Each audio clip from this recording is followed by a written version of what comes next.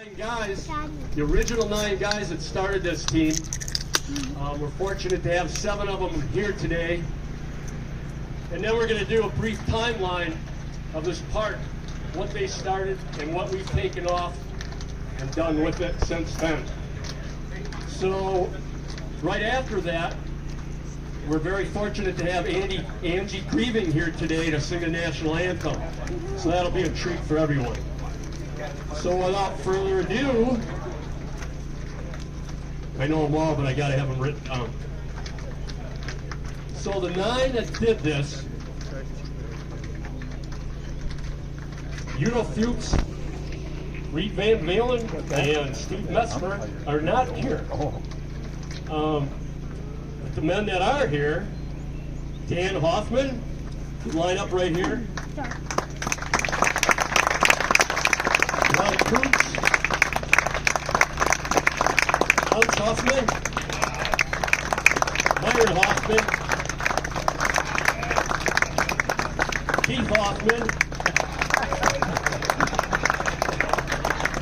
Bob Granley,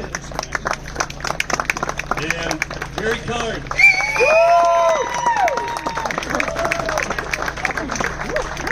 You're drinking out of hers?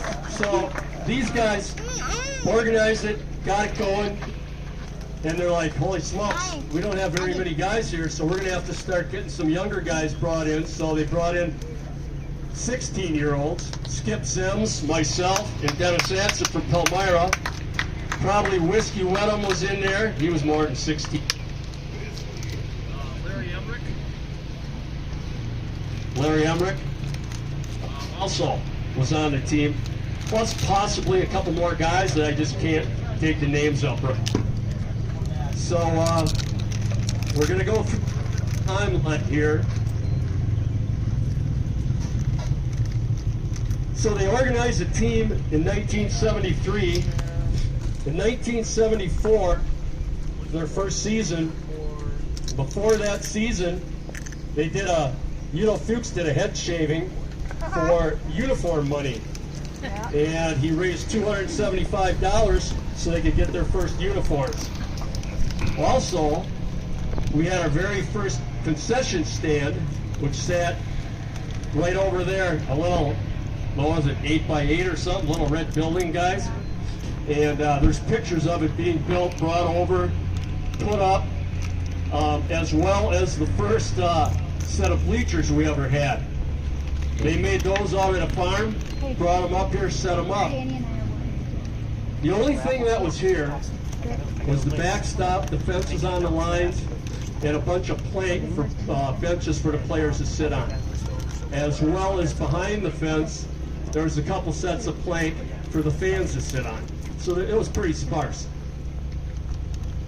And I guess I also have to say that there was an outhouse out right field. And you guys remember, was it a 2 or a 4-holer, or do you remember? No, you think 2-holer? Okay. So we had an outhouse. Also, that year, 1976, we had to drink an awful lot of Pabst cans that year, and we had a roam sign made out of Pabst cans on that fence. And Dan Hoffman was a math teacher, so he figured out the schematics of that. There's all kinds of pictures under the red tent over there, canopy. We also have a TV screen over there that's rolling pictures. You can see a lot of that stuff on that. So we had an all-skin infield, and before every game, every player lined up with their gloves and they picked rocks. And if you didn't, you're liable to catch one in the kisser. So that was a big deal to pick rocks. Well, luckily in 1977, Wenzel Pelican from Sullivan donated sod. Just for now. And the team took it upon themselves to put the sod down. We have pictures of that as well over there. So that was a big deal. A lot less rocks to pick. And also, even bigger news, sewer came to Robe. Then we got rid of the outhouses. Yeah, that's right. We had flush toilets coming in. That was a big deal. In 1982, we got rid of the old red concession stand and put up the finest log concession stand in the Land O'Lakes. And that was assembled in Sullivan in 1847. We took it down in 1982, I'm sorry, and put it up here. We never ran out of beer. That was before your time, though. In 1984, we added the press box, I'm sorry. 1992, we added the fence around the outfield. The first couple of years, we never had a fence. And up until that time, we were putting up snow fence, taking it down, putting it up, taking it down. That got to be a little old, didn't it, fellas? In 2008, we ended up putting in the dugouts. No more sitting in the sun and the rain all game. 2009, we went with that scoreboard. We had a few other scoreboards in between, but that's our latest one. In 2018, we did the first phase of our new infield. So, while we were thankful that Wenzel donated the sod, it probably wasn't the highest quality. So, we ended up doing a lot of work redoing the infield here in 2018. We also added a water line so we can water everything from right behind Pitcher's Mound. In 2021, we added the concrete patios and stuff under the bleachers out in front of the concession stand. Less mowing, of course. And in 2022, we did phase 2 of the infield, which is top dressing, edging, to make it look what it is today. So it came from an all-skin field to what it is today. But without those guys,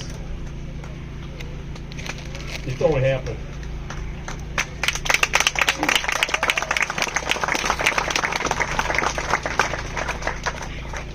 So, like I was saying previously, we have scorebooks from 75, all the 70s, we have them up there, 80s, whatnot. We have photo albums, we have the TV going. We're having raffles today, which will be explained by Aaron Lindsay a little later on. But I'd like to have these guys throw out the first pitch if we could. Some of them don't have the wings they used to, so they're going to be a little bit closer than normal. So whenever you guys feel comfortable throwing the distance, you go right ahead.